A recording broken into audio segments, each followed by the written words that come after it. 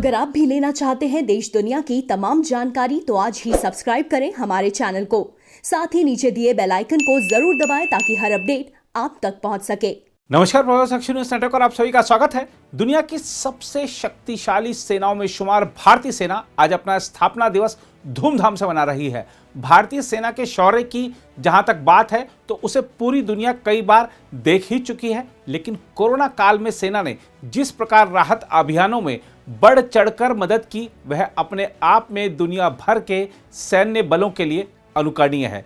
Corona की आहट होते ही भारतीय सेना ने ऑपरेशन नमस्ते शुरू कर महामारी से लड़ने की शुरुआत की और सरकार की ओर से चलाए जा रहे राहत कार्यों में योगदान देने में जुट गई। लेकिन इस कठिन समय में भी पाकिस्तान और चीन ने जिस प्रकार मिलकर भारत की सुरक्षा के लिए खतरा पैदा किया, उसका भी भारतीय सेना ने दुश्मन को मुंहतोड़ ही नहीं बल्कि हर अंग तोड़ जवाब दिया। भारतीय सेना ने चीन को सिर्फ चेताया ही नहीं बल्कि चौंकाया भी है। सर्जिकल स्ट्राइक, एयर स्ट्राइक और पाकिस्तानी आतंकवादियों को भारतीय सीमा में घुसते ही मार गिराने के भारतीय सुरक्षा बलों के रुख से जैसे पाकिस्तान के सामने यह पूरी तरह स्पष्ट है कि भारत इस्लामाबाद की आतंक संबंधी नीति को कतई बर्दाश्त नहीं करेगा। उसी तरह पिछले एक साल में चीन के सामने भी यह स्पष्ट हो गया है कि भारत को दबाया नहीं जा सकता, झुकाया नहीं जा सकता, डराया नहीं जा सकता और पीछे हटाया नहीं जा सकता।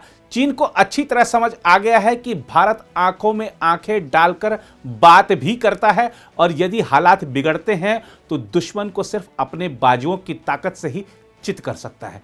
पिछले साल के शुरू में देश को पहले सीडीएस के रूप में बिपिन रावत मिले और सेनाध्यक्ष पद पर जनरल मनोज मुकुंद नरवणे आए। जनरल मनोज मुकुंद नरवणे ऐसे सेनाध्यक्ष रहे जिनको पहले ही साल में तमाम चुनौतियों का सामना करना पड़ा, लेकिन उन्होंने इस एक साल में ही कुशल नेतृत्वकर्ता के रूप में अपनी छाप छोड़ी है। दुनिया के सबसे बड़े बलों में शुमार भारतीय सेना का नेतृत्व आसान बात नहीं है। आइए जरा डालते हैं एक नज़र पिछले एक वर्ष में सेना के समक्ष आई चुनौतियों और सेना को मिली उपलब्धियों पर। ऑपरेशन नमस्ते। देश में पिछले वर्ष के शुरू में जब कोरोना वायरस की आहट हुई तो सेना ने ऑपरेशन नमस्ते शुरू किया।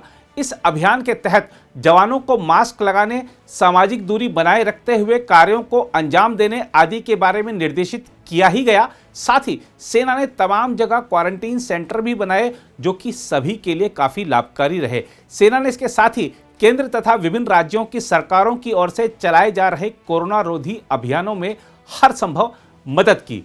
सीमा पार आतंकवाद पर कड़ा प्रहार।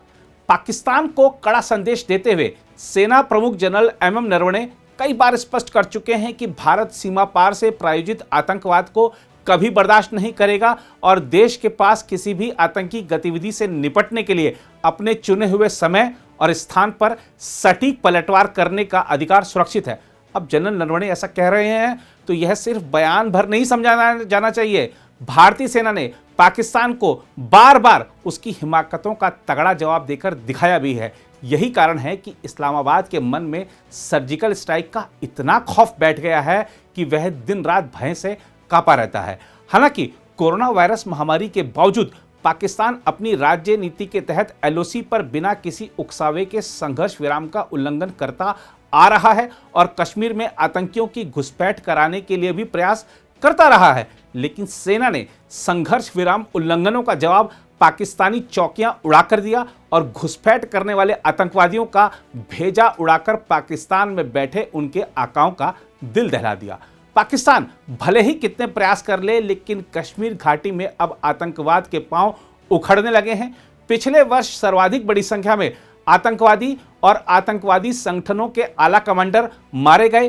पूरा साल यह स्थिति बनी रही कि आतंकी संगठनों के चीफ का पद लगभग खाली ही रहा, क्योंकि इस पर बैठने वाला कुछ समय ही जिंदा रह पाया। सेना का मानवीय चेहरा भी कश्मीर घाटी के लोगों ने विभिन्न ऑपरेशंस के दौरान फिर देखा, जब नागरिकों के जीवन के लिए जवानों ने अपनी कुर्बानी दी। सेना की ओर से चलाए जाने वाले सद्भावना मिशनों का ही कमाल है कि कश्मीरी युवा बड़ी संख्या में मुख्य धारा से जुड़ रहे हैं। सेना की भर्तियों में भाग लेने के लिए कश्मीरी युवाओं की भीड़ लग रही है। इसके अलावा कोरोना काल में जिस तरह सेना ने रोजगार संबंधी प्रशिक्षण कार्यक्रम स्थानीय स्तर पर चलाए, उससे युवाओं में कौशल बढ़ा है। लॉकडाउन के दौरान सेना की ओर से कश्मीर में जरूरतमंदों की हर संभव मदद की गई, राशन बांटा गया, चिकित्सा संबंधी जरूरतें पूरी की गई, युवाओं को खेलों से जोड़ा गया, नशे के खिलाफ अभियान के दौरान युवाओं के बीच जागरूकता फैलाई गई। आज स्थानीय स्तर पर ऐसे हालात हैं कि यदि कोई बहकावे में आकर आतंकी गतिविधियों में लिप्त भी हो जाता है तो सेना के आग्रह पर अमूमन वापस भी लौट आता है। चीनी चौधराहट को चुटकी में चटकाया। जनरल एमएम नरवणे के नेतृत्व वाली भारतीय सेना ने पूर्वी लद्दाख में वास्तविक नियंत्रण रेखा पर जिस तरह से चीनी सेना का अत्यंत बहादुरी के साथ सामना किया और उन्हें वापस जाने को मजबूर किया, उसकी कल्पना तक चीन ने नहीं की होगी। भारतीय सेना ने इस साल जो उपलब्धि हासिल की है उस पर देश की आने वाली पीढ़ियों को गर्व होगा। विस्तारवादी चीन की मंशाओं पर पानी फेरना आसान नहीं है, लेकिन भारतीय सेना ने यह कार्य करके दिखाया और हर भारतीय का सीना गर्व से चौड़ा कर दिया। गलवान में हमारे बलवानों ने जो शौर्य और साहस दिखाया उसके लिए उन्हें बारंबार सलाम। हमारे 20 जवान उस संघर्ष में शहीद हो गए, लेकिन चीनी आक्रामकता का जवाब देते हुए वह जिस तरह चीनी सैनिकों को मारते मारते मरे हैं, वह हमारे शहीदों को सदा के लिए अमर कर गया।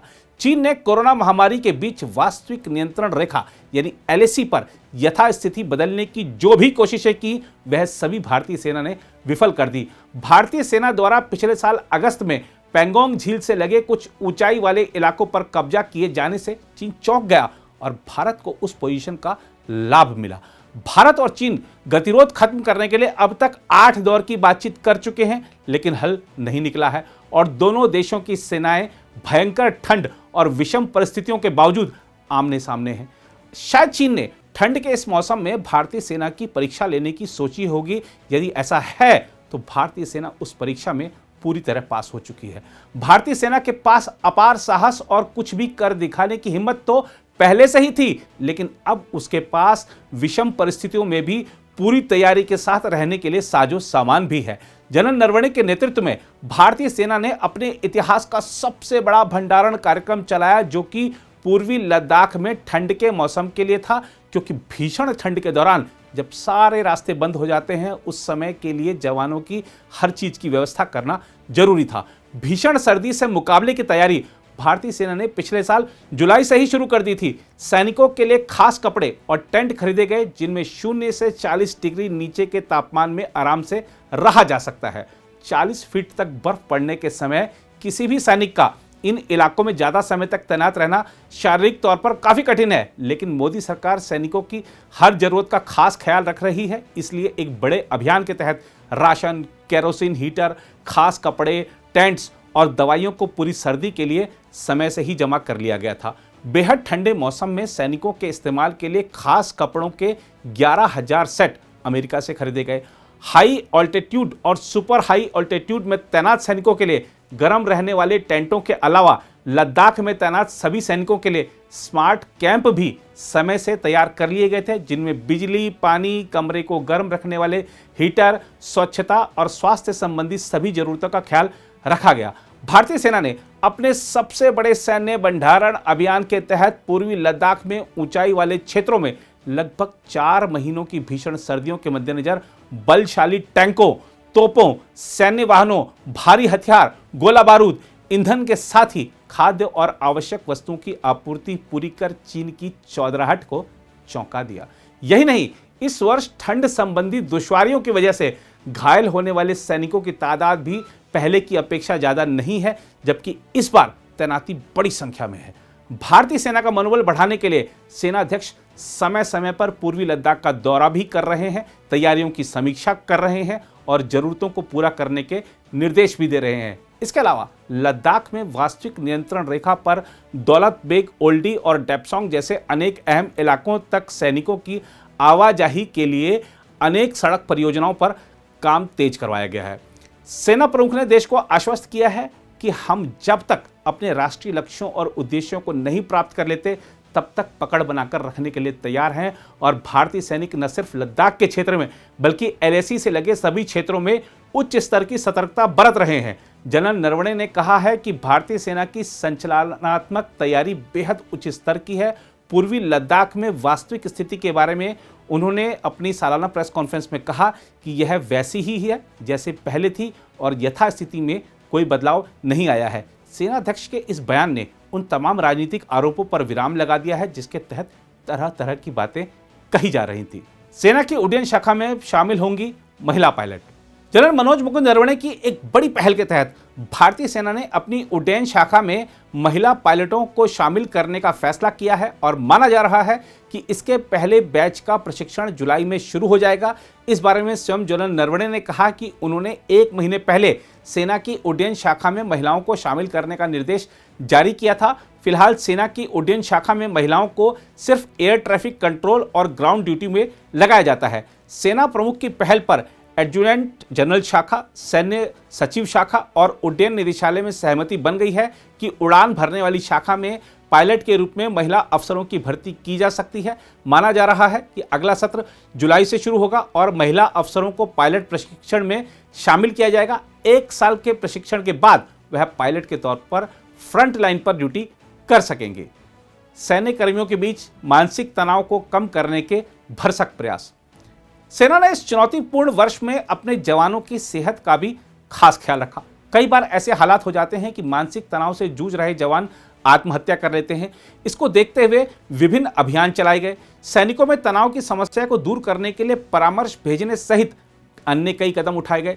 सेनाध्यक्ष की पहल पर बल ने जवानों के बीच तनाव के कारणों का अध्ययन किया और उनकी समस्याएं दूर करने के प्रयास किए गए और किए भी जा रहे हैं। साथ ही वरिष्ठ अधिकारी इस मुद्दे पर कंपनी कमांडर और कमांडिंग स्तर के अधिकारियों के नियमित संपर्क में बने हुए हैं। देखा जाए तो सेना के बारे में बिना आधार के भी कई बार रिपोर्टें प्रकाशित कर दी जाती हैं और विवाद खड़ा कर उस रिपोर्ट को वापस ले लिया जाता है।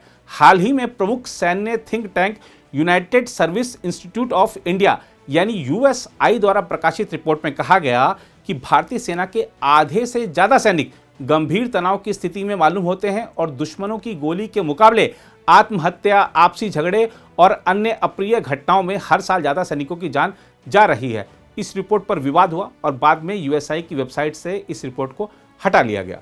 पूर्वोत्तर में शांति। पूर्वोत्तर में शांति व्यवस्था बनाए रखने में और उग्रवादी तत्वों पर लगाम लगाने में सेना की बड़ी भूमिका रहती है। पिछले 1 वर्ष में देखें तो असम सहित पूर्वोत्तर के अन्य भागों में शांति बनाए रखने में सेना का अनुकरणीय योगदान रहा। सीमाई राज्य अरुणाचल प्रदेश में भी उच्च स्तर की सतर्कता बनाए रखने की बात हो, बुनियादी ढांचे को मजबूत बनाने की बात हो, सभी में सेना बढ़ चढ़कर कार्य करती रही। ओडिशा, बंगाल सहित जहां जहां चक्रवाती तूफान आए वहां वहां जवान राहत अभियानों में भी उतरे। यही नहीं, चाहे नागालैंड के जंगली क्षेत्र में आग बुझाने की बात हो या अन्य प्रकार के सामाजिक कार्य, सेना ने सभी में आगे बढ़ चढ़ कर कार्य किया। आत्मनिर्भर भारत। जब भारत आत्मनिर्भरता की राह पर कदम बढ़ा चला है तो सेना कहां पीछे रहने वाली है। पिछले वर्ष फरवरी माह में उत्तर प्रदेश की राजधानी में डिफेंस एक्सपो भी आयोजित किया गया, जिसमें विदेशी कंपनियों ने देशी कंपनियों के रक्षा उत्पादों को देखा और सराहा। इस दौरान कई विदेशी कंपनियों से रक्षा अनुबंध भी हुए। इसके अलावा सेना ने छोटे से लेकर बड़े हथियारों तक की ऐसी सूची बनाई है जिनको घरेलू स्तर पर रक्षा साजो सामान बनाने वाली कंपनियों से ही खरीदा जाएगा। यही नहीं, हाल ही में सेना की ओर से जो नए ऑर्डर दिए गए हैं उनमें 80% तक भारतीय रक्षा कंपनियों को दिए गए हैं। स्वयं सीडीएस बिपिन रावत इस बारे में उद्योग संगठनों की बैठकों को संबोधित कर उनका हौसला बढ़ा चुके हैं। आगे की चुनौती। भारतीय सेना को पाकिस्तान और चीन की मिली भगत को देखते हुए 2 मोर्चों पर संभावित खतरे के परिदृश्य से निपटने के लिए सदैव तैयार रहना होगा। साथ ही नए युग की जो तकनीकी संबंधी चुनौतियां हैं उनसे भी निपटने के लिए अपनी शक्ति को बढ़ाना होगा। सरकार को भी चाहिए कि सेना के आधुनिकीकरण के लिए जो भी बजटीय सहयोग और समर्थन चाहिए वह उसे प्रदान करती रहे। वैसे स्वयं सेनाध्यक्ष ने बताया है कि कोरोना काल में जब सभी मंत्रालयों को पैसा संभाल कर खर्च करने के निर्देश थे तब सेना के लिए कोई रोक टोक नहीं थी और उसे अपनी हर जरूरत का सामान समय पर मिलता रहा। सेनाध्यक्ष के रूप में जनरल नरवणे ने पड़ोसी देशों के अलावा उत्तर कोरिया और सऊदी अरब समेत कई अन्य देशों की यात्रा कर उन देशों के साथ भारत के रक्षा संबंध मजबूत बनाए।